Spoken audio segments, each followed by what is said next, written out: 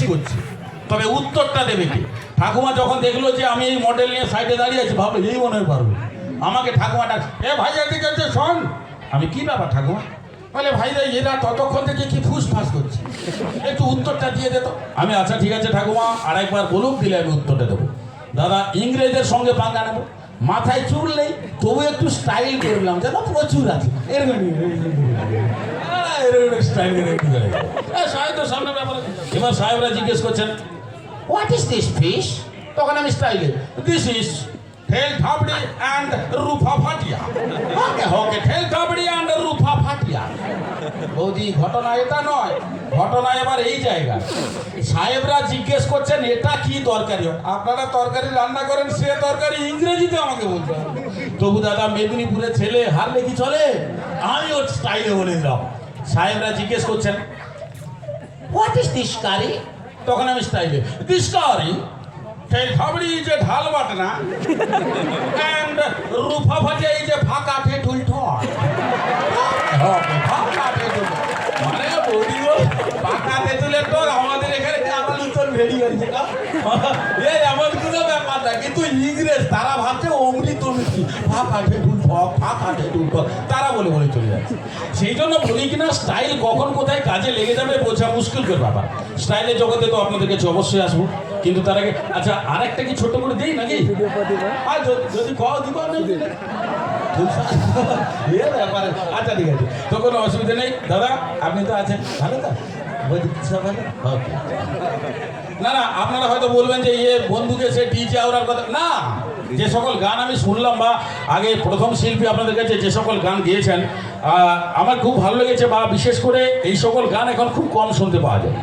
তো সত্যি কথা বলতে কি, আপনারা কোনো গানটা এখন পুরোটা শুনতে পাবেন না। তাহলে বলবেন কেন?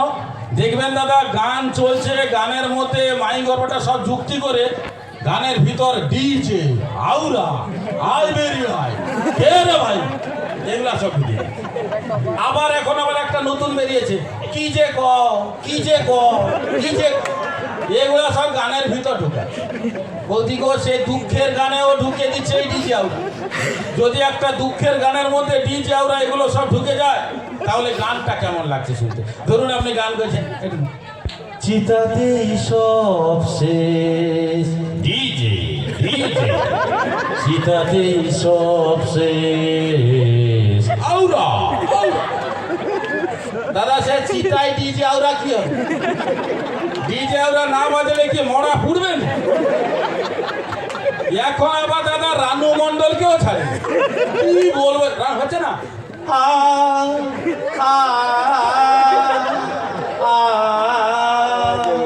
তেরি মেরি তেরি মেরি তেরি মেরি কাহানি আয় বেরিয়া আয় বেরিয়া।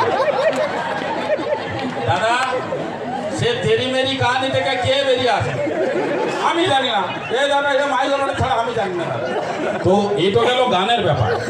আর কিছুদিন বাদে হয়তো দেখবেন যে নাটক যাত্রা, তার মধ্যেও ডিজে আওরা ঢুকে গেছে। হয়তো যাত্রা হচ্ছে, তোমায় আমি কতক্ষণ থেকে খুঁজছি আর তুমি এখানে ডিজে। সে খোঁজার সময় ডিজে মাইক বলা বলে, দাদা তুমি দাঁড়ানো, এখন নতুন ব্যাপার, আমি আচ্ছা ঠিক আছে।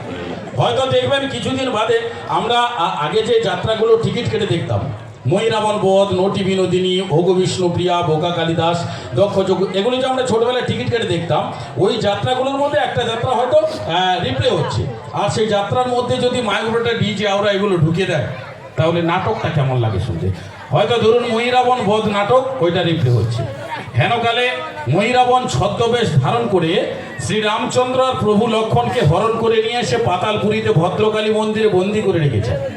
আর তখন তো ওনারা নিদ্রিত অবস্থায়, আর সেই সময় ঘুম ভাঙাচ্ছেন ভদ্রকালী, আর তখনই মাইক অপারেটর এগুলো সব দিয়ে যাচ্ছে ঠিক পয়েন্টে পয়েন্টে। দেখবেন কত সুন্দরভাবে দিয়ে যাচ্ছে। নাটক আরম্ভ, এবার ঘুম ভাঙাচ্ছেন ভদ্রকালী। কাল ঘুমে আর ঘুমিয়ে থেকো না রামচন্দ্র, এবার নিদ্রা ভঙ্গ করো। DJ DJ DJ. আমি বললাম দাদা আপনি এখানে ডিজে দিলেন কেন? বলেন না দাদা মাইক অপারেটর। আমি বললাম দাদা আপনি, দাদা এই বন্ধ করো, তুমি যখন কথা বলবে একটু যখন নাট করে তখন একটু দিয়ে দেবে। আমি জানি তোমাদের ব্যাপার। আমি বললাম দাদা আপনি এখানে ডিজে দিলেন, বলে না দাদা রামচন্দ্রের যদি ঘুম না ভাগে আমার ডিজেটা দেওয়া থাকলো আমার কোনো দোষ ধরতে পারবে না। আমি আচ্ছা। এবার রামচন্দ্র কি মাতা কৌশল্যার কণ্ঠস্বর মনে হয় যেন লক্ষণ লক্ষণ কে রে ভাই কে রে ভাই কে রে ভাই। ও দাদা এই আমরা কোথায় দাদা? আমরা যেখানে ছিলাম এ তো সে স্থান নয়, আমরা এখন কোথায়? আর সেই সময় মহিরাবণ মঞ্চের মধ্যে আসছে। পিতা স্বর্গ পিতা ধর্ম পিতা হি পরমন্তম পিতরি প্রতিমা পন্নে প্রিয়ন্তে সর্ব দেবতা। এই যদি শাস্ত্রের বাণী হয় তাহলে তো আমি কিছু অন্যায় করিনি। পিতার ধর্ম রক্ষা করতে যদি আমাকে নরকে নামতে হয় তাহলে তো আমার কোনো পাপ হতে পারে না। আউরা আউরা আমি বললাম দাদা পাতালপুরিতে আউরা কি হবে? বলে জানো নি দাদা এটা নতুন ব্যাপার। আমি আচ্ছা ঠিক আছে। এ কি তোমরা যা করে তো মায়া নিদ্রা কে ভাঙালো তোমাদের? রামচন্দ্র মাতৃটাকে নিদ্রা ভঙ্গ হয়েছে এতটা। কিন্তু আমরা এখন কোথায়? পাতালপুরীতে।